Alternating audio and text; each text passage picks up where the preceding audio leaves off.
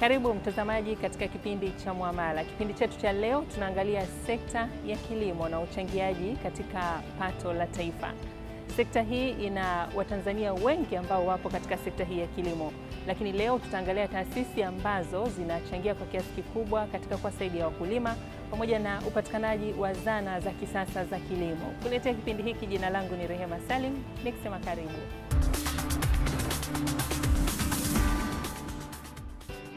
Sekta ya kilimo ni sekta ambayo inachangia kukua kwa uchumi na maendeleo ya taifa, huku ikichangia asilimia 27 ya pato la taifa GDP.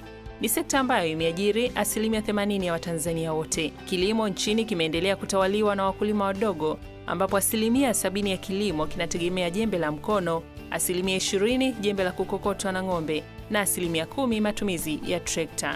Nini kifanyike sasa ili sekta hiyo ichangie pasavyo katika ukuaji wa uchumi? We have to go to the next step. Not only importing machinery. Wakati umefika sasa, tuache kuagiza zana za kilimo kutoka nje. Inabidi kuanzishwe viwanda vya zana za kilimo hapa nchini, vitakavyozalisha bidhaa zenye ubora. The potential is huge. Kilimo ndio uti wa mgongo wa nchi yetu, lakini kimeendelea kukabiliwa na changamoto nyingi sana, ikiwemo zana duni za kilimo, ambapo wakulima wengi wanatumia jembe la mkono, mabadiliko ya tabia nchi, wakulima wengi kutegemea mvua, ukosefu wa mbegu bora pamoja na mbolea za kupandia. Upatikanaji wa masoko ya uhakika na bei nzuri kwa mazao ya wakulima bado ni changamoto. Pia kuna tatizo la upungufu wa maghala ya kuhifadhia mazao. Jitihada zinaendelea kupata mkopo au wabia wa kujenga maghala ya kisasa nchi nzima. Lakini je, wasambazaji wa zana za kisasa wanasemaje juu ya hilo? Ni tofauti kati ya mtu ambaye anatumia mkono na mtu ambaye anatumia mashine. Kwa mfano, labda upandaji wa mpunga unatumia siku 2 kwa eka moja. Sisi tuna mashine ambayo inaweza ikafanya kwa muda wa dakika 45 kumaliza eka moja. Na kuvunaji pia ni hivyo hivyo. Unaweza ukatumia siku 2 mpaka 3 kumaliza eka moja kwa mkono. Lakini kwa mashine tulizo nazo nadhani ni sali moja tumemaliza eka moja. Hivyo basi, kama kutakuwepo na zana za kisasa za kilimo, kutumia matrekta, kilimo cha umwagiliaji, ruzuku ya pembejeo, mfumo wa stakabadhi ghalani, itasaidia kwa kiasi kikubwa kuinua sekta hiyo na hivyo basi kuchangia kukuza uchumi wa Tanzania na kuwaondoa Watanzania katika wimbi la umasikini. Serikali imeanzisha mikakati, programu na mipango mingine ya kuongeza msukumo katika kuleta mageuzi ya kilimo, ikiwa ni pamoja na kuanzishwa kwa benki ya maendeleo ya kilimo. Benki hii ilisajiliwa kwa msajili wa makampuni ambaye ni BRELA mwaka 2012. Bodi yake ya kwanza iliteuliwa mwaka 2013. Iliteuliwa mwezi wa 4 2013, lakini ilikabidhiwa ofisi Desemba 2013. Baada ya kukabidhiwa ofisi ndio ikaanza uteuzi wa management, wafanyakazi wa mwanzo kabisa, managing director na wafanyakazi wengine wa management, ambao mchakato huo ulianza Januari, lakini mpaka watu wenyewe management wameripoti ofisini mwezi Septemba 2014. Wakaanza kufanyia kazi maandalizi kwa ajili ya kupata leseni, kupata ofisi, kupata taratibu zote za benki na kuweza kuzinduliwa rasmi. Kwa taratibu zikakamilika mwezi Agosti, mwezi wa 8 2015. Ndipo benki ilipata leseni ya Benki Kuu ya kuendesha shughuli zake kama benki ya maendeleo ya kilimo. Na mwezi huo wa 8, tarehe 8, sikukuu ya wakulima, hii benki ilizinduliwa rasmi na rais wa wakati huo, rais wa awamu ya 4. Je, ni akina nani walengwa wa benki hii? Walengwa wakuu ni wakulima wadogo wadogo. Alafu kuna wakulima wadogo wadogo walio kwenye vikundi ambavyo ni vikubwa vya kutosha, sio vikundi vya watu 2-3, vile vikundi vikubwa, na wawe wanazalisha kwa ajili ya masoko, na pia wawe kwenye minyororo ya thamani ambayo ni ya kipaumbele cha serikali. Sasa hivi kuna minyororo 14 ambayo tunailenga, ambayo labda nikikutajia tu haraka haraka: kuna mahindi, kuna mpunga, kuna sunflower ambayo inaitwa alizeti, ufuta, korosho, ng'ombe wa nyama, ng'ombe wa maziwa, kuku hasa wa kienyeji, ufugaji wa samaki, ufugaji wa nyuki, mboga mboga, viungo, matunda. Hata nimetaja zote kama sikosei. Ndio minyororo ya thamani ambayo tunaiweka kipaumbele, kwa sababu ni kipaumbele serikalini, kwa sababu hii benki imeanzishwa kutekeleza sera za serikali. Kwa hiyo vile vipaumbele vya serikali ndio vipaumbele kwa hii benki. Wakulima wengi wanakabiliwa na changamoto ya mikopo, kwa maana nyingine hawakopesheki. Je, uwepo wa benki hii utawasaidiaje wakulima hawa?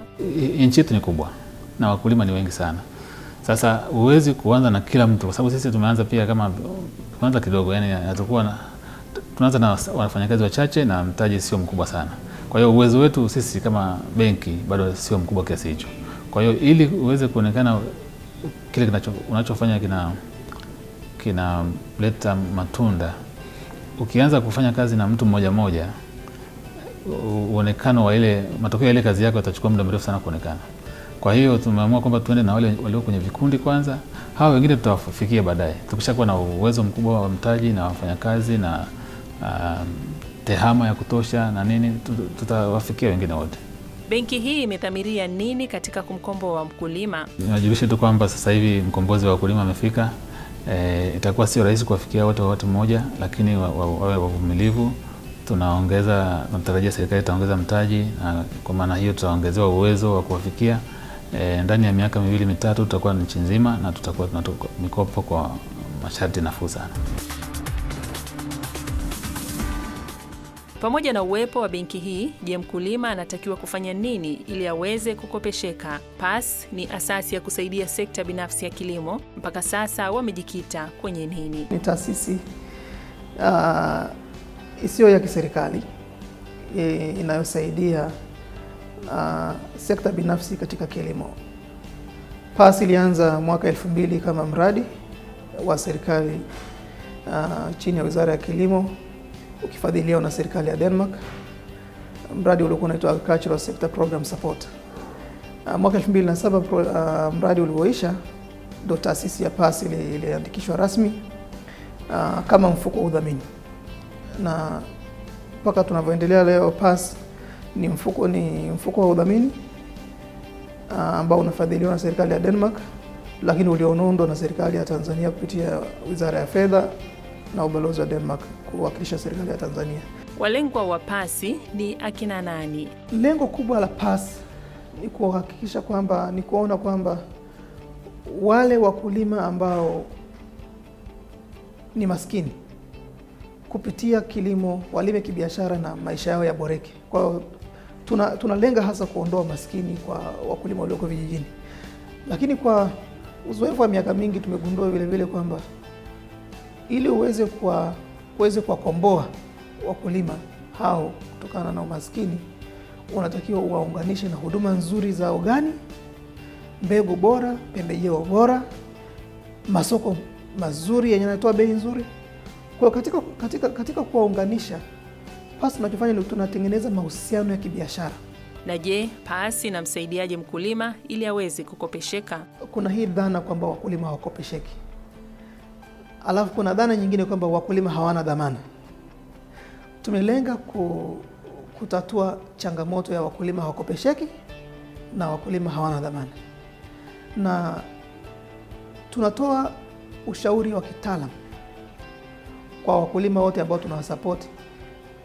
Kwa hiyo tunatengeneza mchanganuo wa biashara au business plan au feasibility study. Tunatengeneza mchanganuo wa biashara ulioandikwa kitaalamu kuhusu ile biashara ya wale wakulima au wale wasindikaji au wale wafanyabiashara pembejeo za kilimo.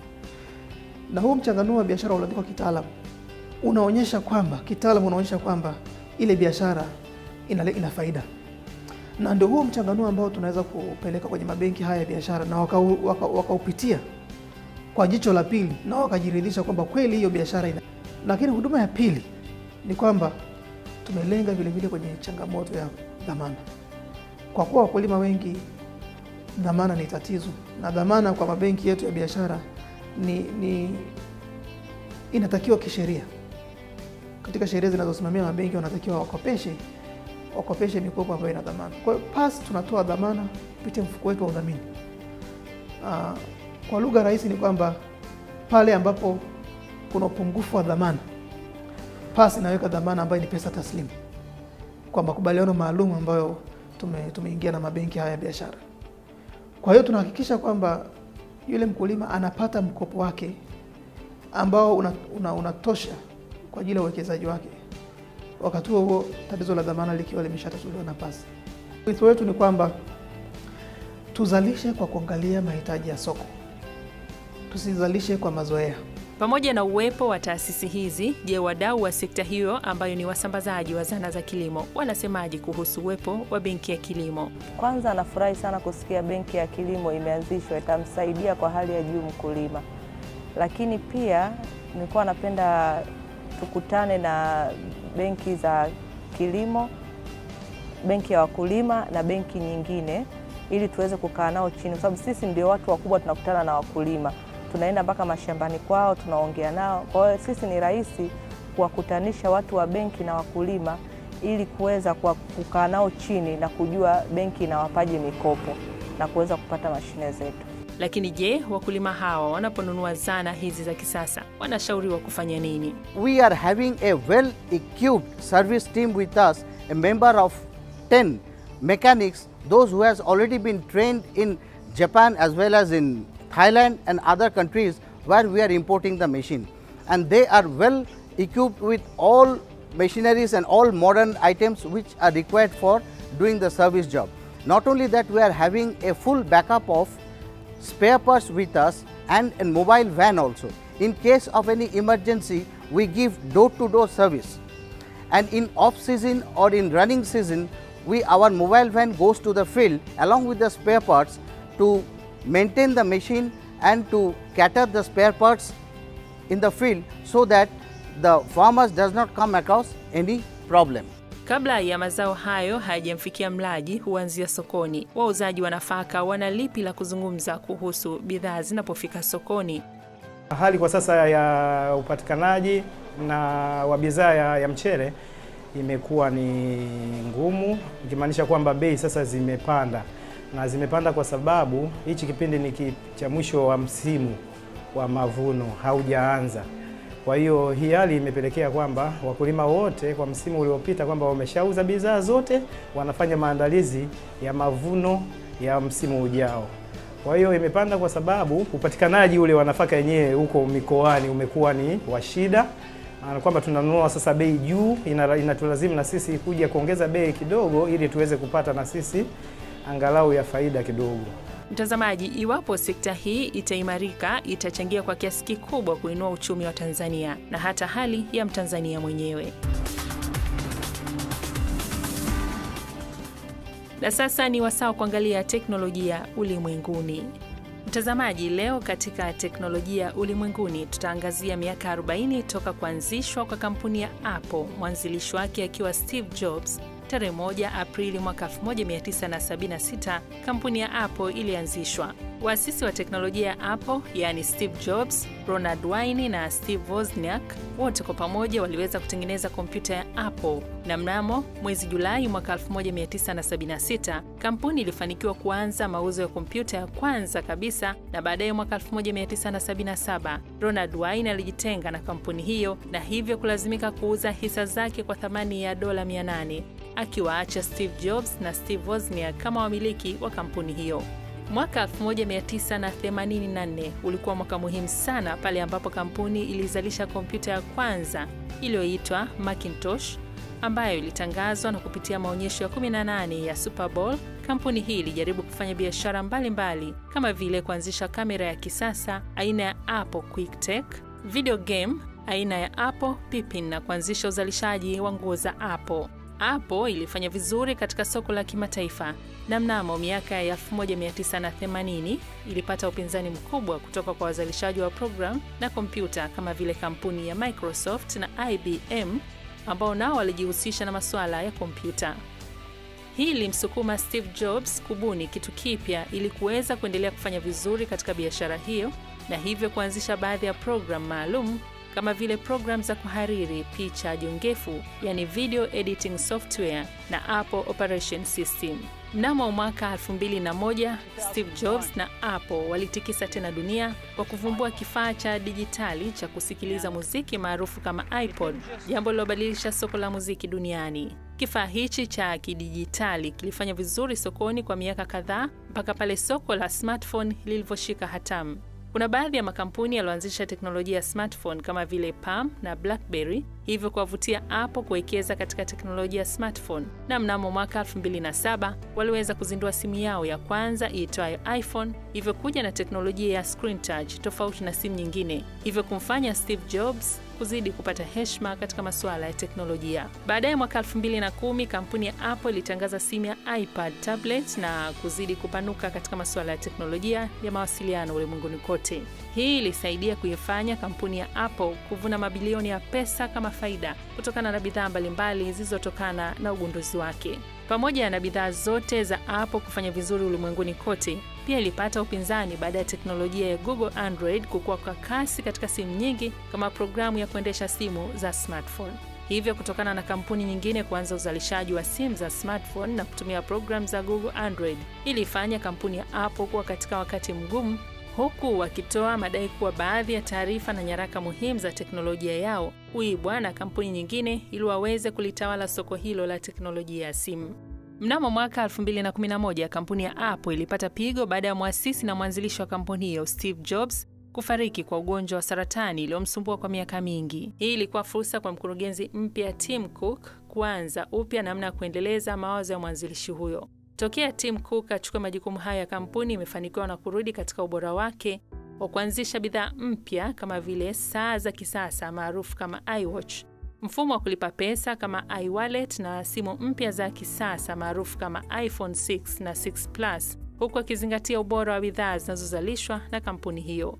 Hii imeifanya kampuni ya Apple kuwa moja ya kampuni tajiri duniani kwa sasa na hakuna dalili mbaya za kuporomoka kimauzo kwenye bidhaa zake. Miaka ya 40 tokea kuanzishwa kwa kampuni hii ya teknolojia imekuwa sio rahisi, kwani kumekuwa changamoto mbalimbali, hasa zile za kutetereka kifedha na baadhi ya bidhaa kutofanya vizuri sokoni. Neno i kwenye bidhaa za Apple kama vile iPhone, iPad, iPod, iMac na iWatch lina maana kubwa, jambo ambalo lilotolewa maelezo na Steve Jobs mwaka 1998 na kusema herufi I ina maana ya internet, na pia kaongeza kuwa herufi hiyo inasimama kama upekee, yani individuality, na innovation yakimaanisha ubunifu. Mawazo ya Steve Jobs yameweza kubadilisha dunia katika upande wa teknolojia, hivyo kuibua baadhi ya vijana kuangalia teknolojia kama sekta ambayo ni rahisi kujiajiri na kuifanya dunia kuwa kama kijiji. Siku za hivi karibuni, mkurugenzi mkuu wa Apple, Tim Cook, ameripotiwa kuwa na mpango wa kuanza kuzalisha magari ya Apple baada ya kuzalisha saa maarufu kama iWatch.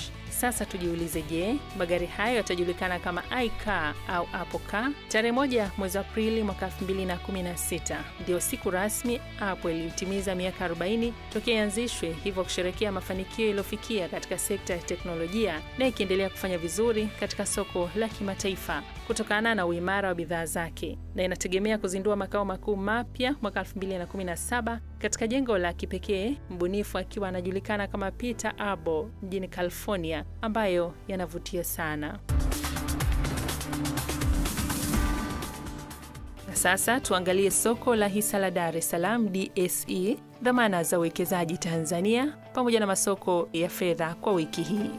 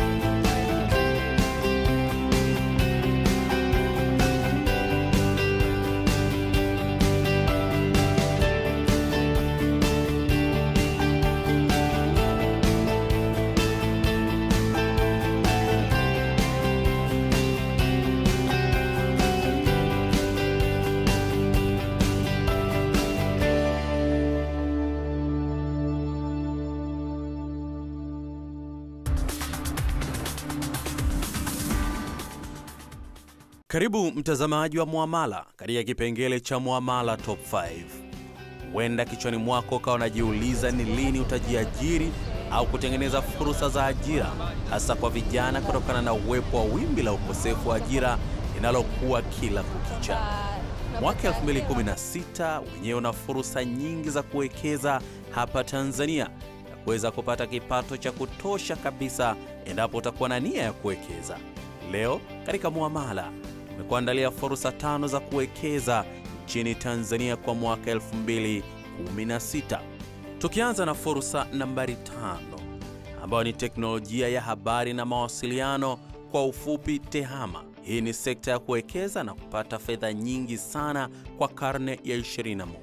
Mambo mengi kwa sasa yanafanyika kupitia mitandao na teknolojia ya TEHAMA. Watu wanaweza kufanya biashara kupitia mitandao na kuwafikia wateja wengi ambao wanawahitaji. Hii ni nafasi kwetu sisi kuweza kuwekeza na kutengeneza fedha za kutosha kutoka katika sekta hii. Hii inatoa nafasi ya kujiajiri na pia kwenda na wakati wa sayansi na teknolojia sawa na nchi zote duniani. Zingatia kuwa nchini Tanzania, 60% ya watu wote hutumia huduma za TEHAMA katika maisha yao ya kila siku. Fursa nambari 4, biashara ya ujenzi wa majengo, real estate na miundombinu. Sekta ya ujenzi ni sekta inayokuwa kwa kasi sana Tanzania, na hii imetokana na watu kuhitaji makazi bora ya kudumu pamoja na uwepo wa miundombinu inayoendana na makazi hayo.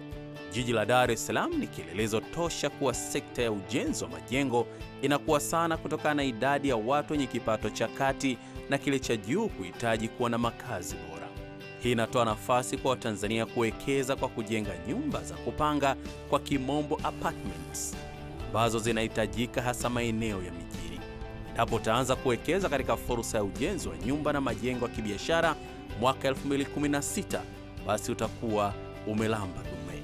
Fursa nambari 3 kati ya hizi 5, biashara kwenye sekta ya huduma za kijamii kama vile huduma za elimu na hospitali. Idadi ya watu inaongezeka kila siku, na kwa mujibu wa sensa ya mwaka 2013, Tanzania ilikuwa na watu zaidi ya milioni 49,250,000.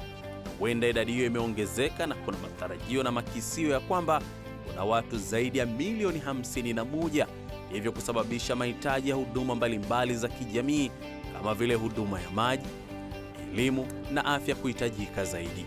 Endapo utawekeza sasa kwenye sekta ya afya ama elimu, utaweza kuvuna fedha za kutosha kwa mwaka 2006 kutokana na mahitaji kuongezeka kila siku. Kwa sasa tunaona hospitali na shule nyingi za binafsi zikifanya vizuri. Hii ni fursa ya kuwekeza katika huduma hizo za jamii, hasa maeneo ya vijijini, kwani huko kumekuwa na ombwe kubwa la huduma hizo. Na sasa nikujuze fursa nambari 2 kati ya 5 ambazo leo nimekuambia nitakufunulia siri yake. Hii ni biashara katika sekta ya viwanda vidogodogo, hasa vile vya kuchakata mazao ya chakula. Sekta ya viwanda huenda ikawa mkombozi wa vijana wengi ambao wanakosa ajira katika miaka ya hivi karibuni. Tanzania ina mkakati wa kuzalisha umeme wa kutosha kutoka katika gesi iliyogunduliwa mkoani Mtwara, hivyo kuchochea ukuaji wa sekta ya viwanda. Ni wazi endapo utawekeza kwenye viwanda vidogo vidogo, hasa vile vya kuchakata mazao ya chakula na kuongeza thamani ya mazao ya kilimo, utakuwa ni mmoja wa watu watakaovuna fedha nyingi kwa mwaka. Hii ni fursa pekee ambayo itawakomboa watu wengi na kutengeneza ajira, hasa maeneo ya vijijini, kutokana na mradi wa umeme vijijini REA kufika sehemu mbalimbali nchini, hivyo kupunguza msongamano wa vijana katika maeneo ya mijini. Pia itasaidia kuongeza thamani ya bidhaa zetu za kilimo ili kupata fursa ya kuuza kimataifa. Fursa nambari 1 ni kuwekeza kwenye kilimo cha biashara, agribusiness, na biashara ya mazao ya kilimo. Fursa ya kilimo ndio inayolipa zaidi endapo utawekeza kwa mwaka 2016 kwa kufuata ushauri wa wataalamu wa kilimo na kutumia teknolojia ya kisasa katika kilimo hicho. Inasadikiwa kuwa 80% ya Watanzania wengi ni wakulima na wanalima ili wapate chakula, ila si kwa ajili ya biashara. Endapo serikali ya awamu ya 5 itatimiza azma kuifanya Tanzania kuwa nchi ya viwanda, malighafi nyingi za kilimo zitahitajika kwa kiasi kikubwa. Ni wajibu wako kuanza kufikiri upya juu ya kilimo cha biashara ili uweze kuchuma fedha za kutosha kwa mwaka 2016. Mfano, bei ya nanasi moja katika jiji la Dar es Salaam inauzwa si chini ya shilingi 1,000, na endapo basi utapanda minanasi milioni 1, utakuwa na uhakika kuweza kuvuna jumla ya bilioni 1 ndani ya msimu mmoja tu wa kilimo. Mwaka 2016 ni mwaka wa mafanikio kwako endapo utaamua kuwekeza katika kazi ya kujiajiri zaidi ya kuajiriwa. Sisi kama jopo la Muamala endelea kukujulisha namna kuwekeza katika fursa mbalimbali hapa nchini, huku tukikupatia mbinu mbalimbali za jinsi ya kuanzisha biashara, kupata mtaji na kuwekeza kujiajiri. Tukutane juma lijalo ili kujua tutakueleza nini katika uchumi, biashara, uwekezaji na ujasiriamali.